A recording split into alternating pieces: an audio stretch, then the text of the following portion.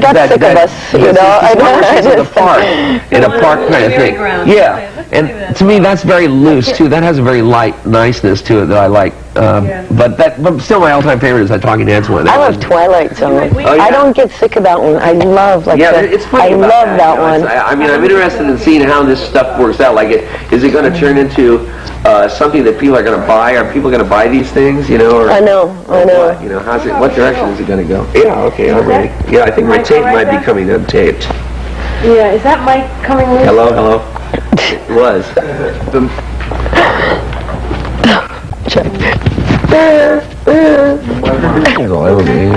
been ready all along. And I did want to tell you, if you see me looking away, I'm not paying attention to you. I'm just trying to keep my place. Hey. They're ready to go. So.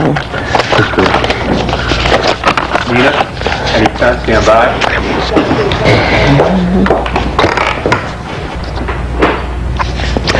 Okay, welcome to MTV here in the studio. We're talking to Jerry Garcia, and you're on a solo tour now, which is your first in quite some time, actually.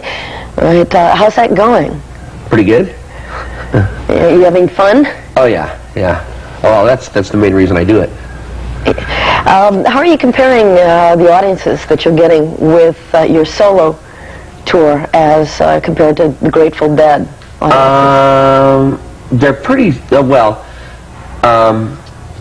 they're similar. I think my audience might be just a little bit more laid back. I guess, you know, if that's the right word to use. Maybe that's not the right word to use. Maybe they're a little less demonstrative. Maybe a little quieter. Yeah. Who's playing in the band? John Kahn is the bass player and my old and dear friend, and the keyboard player is Melvin Seals. The drummer is Greg Erico, and I have Dee Dee and Jackie are my girl singers, and they're good. This is a good band. I like this band a lot. Really, when you started off way back playing, you were in the jug band, actually, and you did a lot of acoustic material and played banjo. Yeah, right. Are you doing any of that? Are you playing banjo or pedal steel? No, I'm not. I find it too. It's I can't. It's very hard for me to do more than one thing at a time. As far as instruments are concerned, what happens is they're different.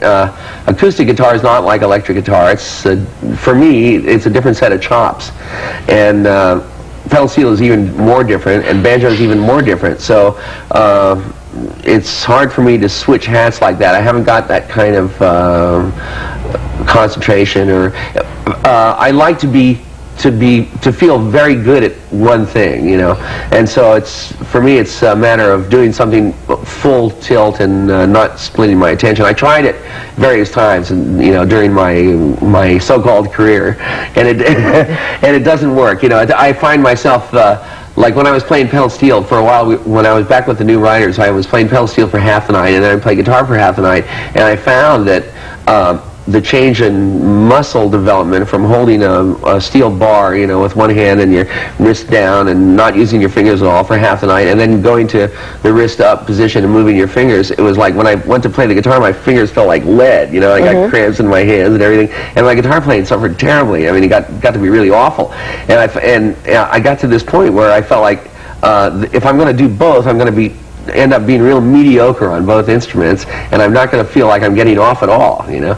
So it's like finally at some point I had to decide, what am I going to do, this full time or this other? So I opted for the guitar, and actually I think I've put more energy in it. I feel more comfortable and more natural with it, you know. It's playing the guitar. Yeah, it's the kind of musician I am.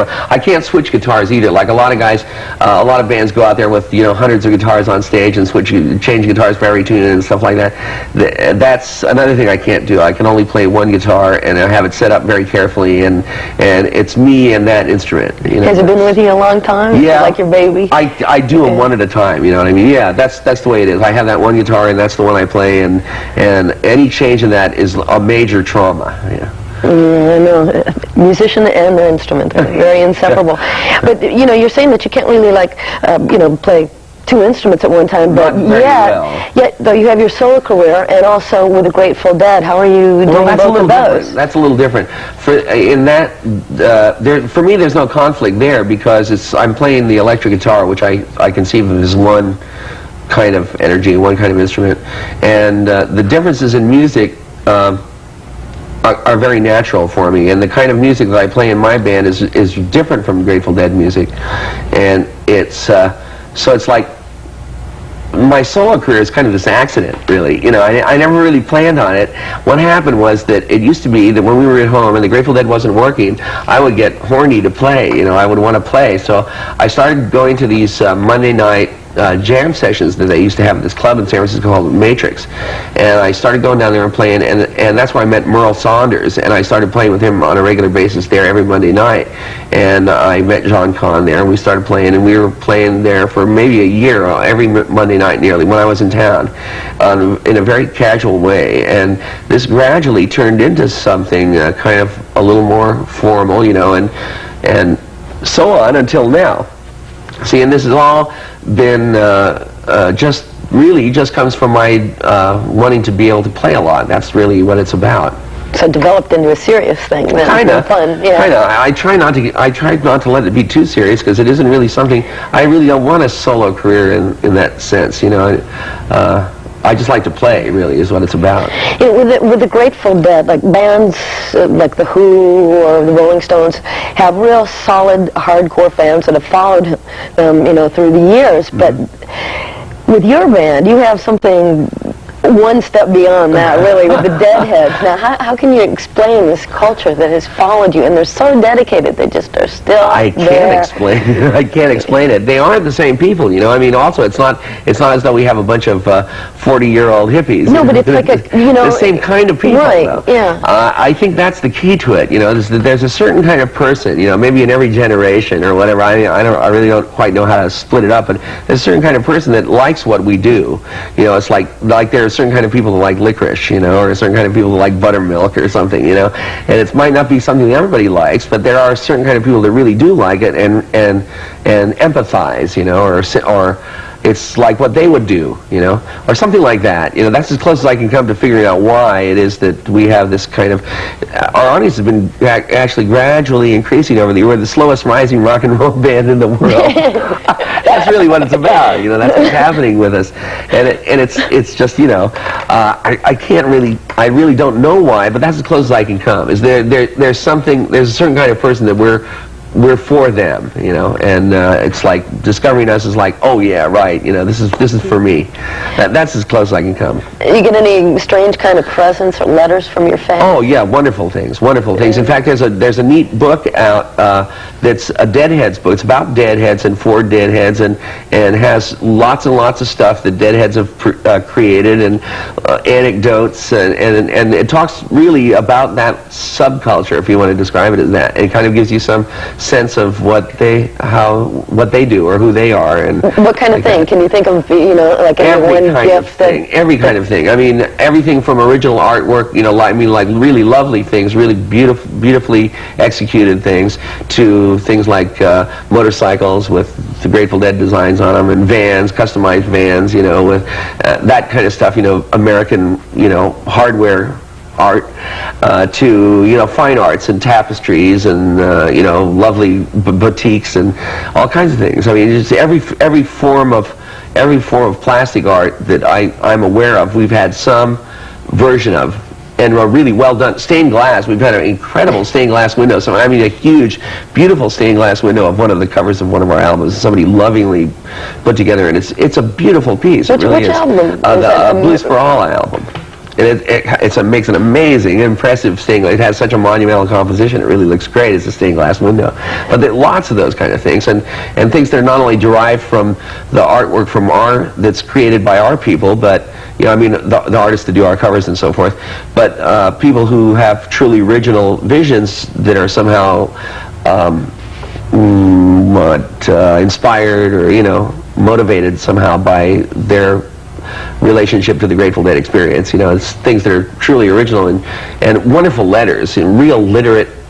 I mean, we have great range, you know, from kind of street, like there's a guy that's got a tattoo of me on his arm. I mean, you know, and it's a nice tattoo, you know, and he's like a street guy, and he's got a style and a thing all his own, which is very specific and very individual, and it's him, you know, it's not me, and it's not really the Grateful Dead, but he's used us as a kind of a way to focus himself somehow. And then I get letters from PhDs and from astrophysicists, and you know, I mean, the range is incredible. Spectrum. Yeah, that's what's wonderful about it. You know. I want to go back a little bit to when you started playing guitar. Yeah, I believe I read. Yeah, let's go back a little bit. Okay. Sure. Back into the 50s. Well, transfer back to the 50s. there. And at that time, apparently, we had read that you know, you wanted to play rock guitar, but there wasn't really there weren't that many rock guitarists to study from. Who were some of your influences? Well, for me, it was.